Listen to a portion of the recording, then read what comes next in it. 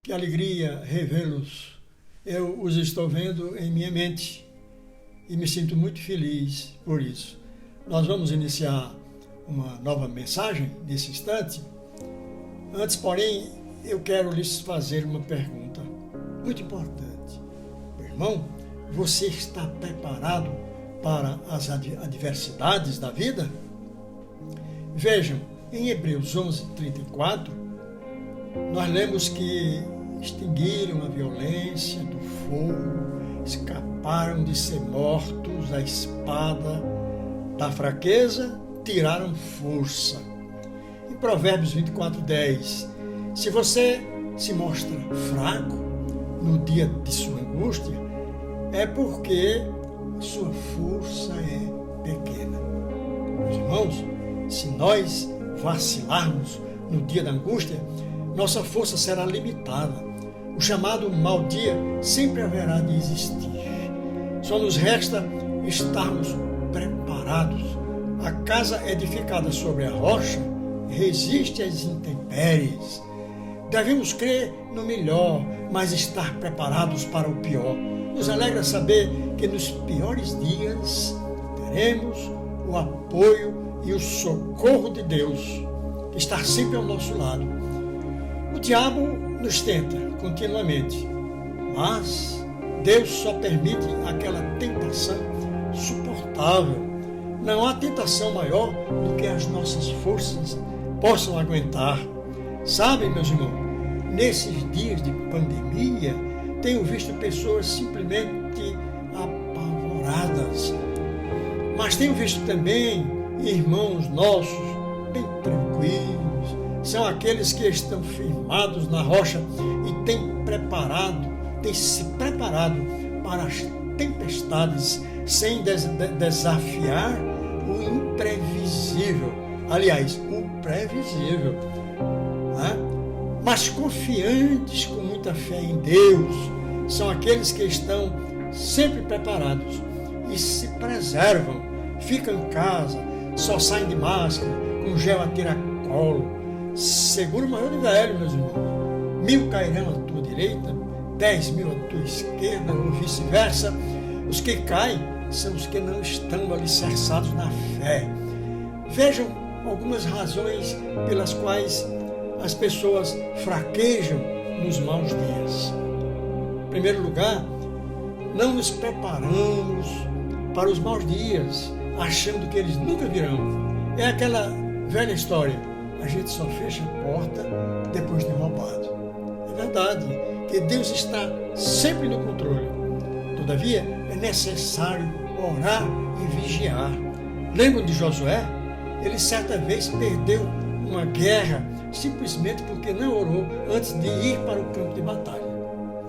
Também temos visto irmãos e até pastores, inclusive, que de repente passam pela dor da perda de um ente querido, mas no domingo já estão ali na igreja, pregando no templo, como se nada tivesse acontecido.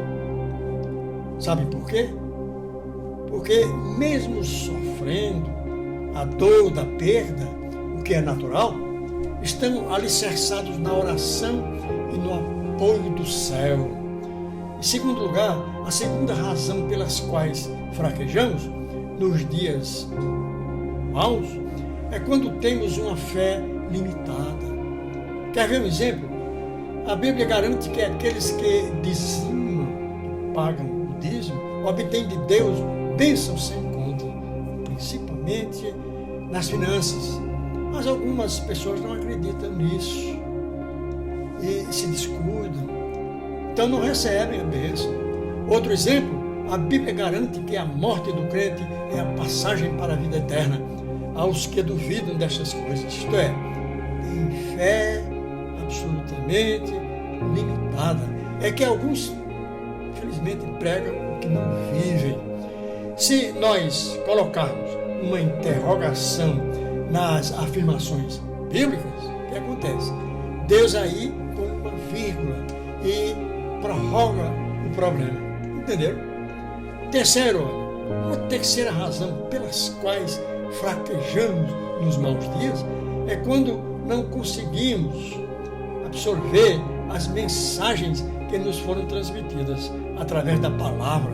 Isto é, as mensagens não ficam retidas no nosso íntimo, em face da falta de sintonia com Deus. Então, na hora do problema, dos nossos problemas, dos nossos desertos, das nossas aflições, que são naturais, elas são decorrentes do alheamento, o distanciamento ou desconexão com Deus.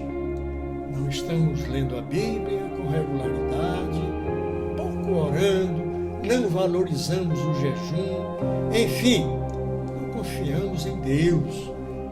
Frequentar a igreja no sentido de templo ou reunião de fiéis, sem maiores compromissos, visitando-a de forma automática, por hábito, mas não fazendo, na verdade, parte do corpo de Cristo, porque dele estamos absolutamente distantes. Uma quarta razão, não é? É aquela em que as pessoas fraquejam quando veem os dias maus, né? Aliás, quando veem passar pelos dias que nos são contrários, dias maus. Isso ocorre por falta de conhecimento da palavra, meus irmãos, de jejum, de oração, porque é isto que nos robustece. Sem estes requisitos, estamos fadados ao fracasso, assim como deixar a Bíblia fechada, sem se dedicar ao seu estudo. Esse é o motivo pelo qual muitos crentes dão lugar ao diabo. Estão com depressão, muitas vezes, porque não se fortalecem. E são, muitas vezes, até, forçoso dizer, mas é verdade, são até pedras de tropeço. Na igreja, muita oração, nós já sabemos, muita bênção, muito estudo da palavra, muito fortalecimento. Quer você ser forte, meu irmão? Quer estar preparado para o que daí vier? Ore, leia a Bíblia e jejue. Família feliz e harmoniosa é aquela em que os seus membros oram, jejuam e fazem cultos domésticos com estudo bíblico. Igreja abençoada é aquela que não relaxa nos cultos de oração e mantém seus grupos de oração. As lutas nada mais são do que a evidência de que você está perto de Jesus, por incrível que pareça. Mas elas passarão tranquilamente. É só uma questão de tempo, nada mais. Quando chega o mau dia, a primeira coisa que nós devemos dizer, qual é? Ele vai passar. Em Hebreus 11:34, nós lemos: da fraqueza tiramos a força. Engraçado, interessante. Parece até um paradoxo, mas não é. É a Bíblia que nos ensina, né, a fazermos coisas impossíveis, porque Deus é Deus do impossível. Deus nos induz a isso. Os últimos serão os primeiros. As palavras brandas desviam o furor. Ora, Deus é um Deus esplendorosamente poderoso. Está você na maior força, atravessando mares bravios, numa angústia profunda, em face de fatos que mexeram com você? Diga tão somente: Deus proverá. Quando estamos ao lado de Deus, né, tudo vai bem. Se nós a Ele recorrermos, vemos que Ele, com um ponto final na nossa angústia, no nosso problema, ou nos dá força para vivê-lo até que ela passe. Agora, meus irmãos, prestem bem atenção. A maior prova disso é que você sabe, ao longo da sua própria vida, você tem já se livrado de tantos problemas, porque os problemas eles são constantes em nossa vida. Afinal, Deus é o mesmo ontem, hoje e sempre. E se Ele lhe livrou ontem, por que é que não vai lhe livrar hoje, né? De problemas que também surgem no dia a dia? Lembre-se, tire de você sua autocomiseração, ou seja, está sempre julgando-se um pobre coitado. Você não é maior ou menor do que ninguém. Você é absolutamente igual. Com Jesus seremos sempre vencedores. Agora, meus irmãos, saibam quais as verdades sobre as provas que Deus nos impõe e que são interpretadas como maus dias. Primeiro, a prova imposta por Deus aos seus servos nada mais é do que um sinal de que Ele os ama. O pai não castiga o filho numa hora necessária. Assim é Deus, Ele nos ama, Ele é nosso Pai. Então, passar por provas é natural ao crente. Até Jesus passou por provas. Ele passou 40 dias no deserto, em jejum, orando. E de repente, quem é que lhe aparece? Quem? O diabo, para lhe tentar. Não é verdade? Segundo, é na prova que o crente se fortalece, porque ele busca cada vez mais a Deus e passa a refletir a sua face. O crente é como o ouro, né? Que tem de passar pelo fogo para brilhar. Alguém certa vez perguntou a um ourives: como é que você reconhece quando a prata está pronta? Ele respondeu: quando eu ver o meu rosto nela.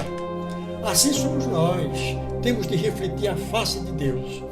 O crente passa por provas, é verdade, mas ele não passa por elas sozinho, meus irmãos, pois Jesus está sempre ao nosso lado, nos dando força.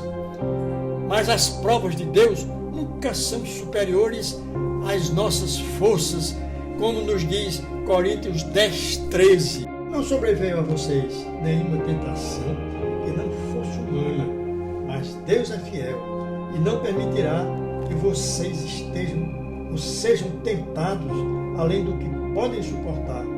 Pelo contrário, juntamente com a tentação, proverá livramento para que vocês a possam suportar. Que maravilha, meus irmãos. Em terceiro lugar, nossa fé é testada na provação. Veja o que Abraão passou. Né? Ele passou por prova inimaginável. Deus lhe chamou e mandou que ele se preparasse para levar o seu filho para o Monte Moriá e ali erigisse um altar para sacrificar o seu próprio filho. Ele foi prontamente. A certa altura, ele ia levando os seus servos, mandou que eles parassem. Ele não queria que eles vissem o que ia acontecer, mas ele lhes disse: olha, vocês fiquem aí, porque eu vou adorar a Deus e depois eu volto com o meu filho. Veja a fé que ele tinha. Ele considerou aquele sacrifício como uma adoração. E ele, no íntimo, ele tinha a esperança de que mesmo que ele sacrificasse o seu filho, Deus o iria ressuscitar. Vejam a fé, né, e a coragem desse pai. Agora, o mais interessante é que naquela época, Deus ainda não tinha se manifestado no mundo, como se manifestou através de Jesus, e não havia feito nenhum milagre, não tinha ressuscitado ninguém, mas mesmo assim ele tinha no seu íntimo a esperança de que se sacrificasse o filho, Deus o poderia ressuscitar se o quisesse, né? Vejam bem. Então, meus irmãos, nós também podemos passar por provas assim, né? Não é difícil que isso aconteça conosco, na nossa vida. Lembre-se de que pode estar ocorrendo com você justamente um período de prova. É que ela vai passar, né? Esse período vem, mas passa. Desde que você tenha o quê? Fé. Se apegue a Deus. Peça-lhe forças para suportá-las. E espere com paciência, porque, sem dúvida, ela vai passar. Vai passar é a frase que deve ser dita sempre por você nestas horas de angústia em que você está passando por problemas, desertos. Ela vai passar. Lembre-se dessa frase. Na Bíblia, nós vamos encontrar muitas promessas de Deus para as nossas vidas. Leia-as e a confirme. A palavra afirmada por Deus tem que ser confirmada por nós. Ela é afirmada por Deus e confirmada por nós. Ele nos diz, por exemplo, eu sou o Senhor que sara. Você está com um problema de saúde, então você concorda, você diz, é verdade, Senhor, tu saras. Eu confio na tua promessa. Então você tem que dizer, tu és o Senhor que sara. Senhor, eu creio. Só isso. É tão fácil. Não é, meu irmão? É só você nunca abrir a boca. E se você, aliás, nunca abrir a boca para dizer, confirmar o que Deus afirma, o que acontece? Você não recebe a bênção. Na ressurreição de Lázaro, por exemplo, Jesus disse a Marta, tira a pedra. Nós temos que tirar a pedra, meus irmãos. Temos que tirar primeiro a pedra, para que Deus possa operar plenamente. Tirar a pedra é confirmar na terra o que Deus já afirmou no céu. Deus disse a Abraão, vai até o monte Moriá, leva seu filho e o sacrifício no altar erguido por você. Ele foi. E a sua fé lhe fez alcançar grandes bênçãos. Porque Deus, quando viu, comprovou que realmente ele é um homem obediente, um homem que temia a Deus, ele lhe encheu de bênçãos. Abraão foi um dos mais ricos servos de Deus na face da terra. Vejam, Abraão considerava aquele sacrifício como uma adoração, como nós dissemos ainda há pouco. Tinha fé. A fé dele era inimaginável. Não é, meus irmãos? Olha, nos primórdios dos tempos, Deus pouco se manifestava. Mas, ainda assim, quando alguém passava por uma revelação, então era aquela pessoa que fora escolhida por ele, e normalmente a pessoa se compungia, se enchia de coragem, de fé, e passava por uma transformação extraordinária, como nós vemos ao longo das histórias bíblicas. Meus irmãos, é preciso que a nossa fé extravase no mais profundo da nossa intimidade, porque quando isso ocorre, isso antecipa o seu milagre. A afirmação de Abraão para seus servos que lhe acompanharam até as proximidades do Monte Moriá, de que depois da adoração voltaria vivo juntamente com seu filho, revela uma fé jamais vista na relação dos heróis da fé. Possamos nós, meus irmãos, chegar a pelo menos nos aproximarmos desse grau de confiança e de fé. Em quarto lugar, Deus nos prova em todas as áreas de nossa vida. Após cada período de provas, Deus comumente nos abençoa, de modo que se nós passarmos por uma prova na área financeira, é sinal de que vamos receber grandes bênçãos nesta mesma área, bem assim como em qualquer outra área, na área sentimental, por exemplo. Significa que Deus vai fazer a harmonia da sua família, vão reajuntar os casais que se separaram e coisas dessa natureza. Vai reajustar casamento, reatar namoros, né? Na área ministerial, se você estiver passando por um problema na área ministerial, você dirige uma igreja, por exemplo, isso significa dizer que muitas almas serão alcançadas por você e que você será cada vez mais uma bênção. Vocês creem nisso, meus irmãos? Todas as áreas. Na área da saúde, se você está passando por uma doença séria, significa que Jesus irá lhe curar e prolongar a sua vida. Olha, na área que Deus lhe prova, é justamente aí que Deus vai lhe abençoar. Meus irmãos, tomem posse destas palavras, creiam, tão somente creiam, porque sem fé é impossível agradar a Deus. Amém, meus irmãos? Deus nos abençoe.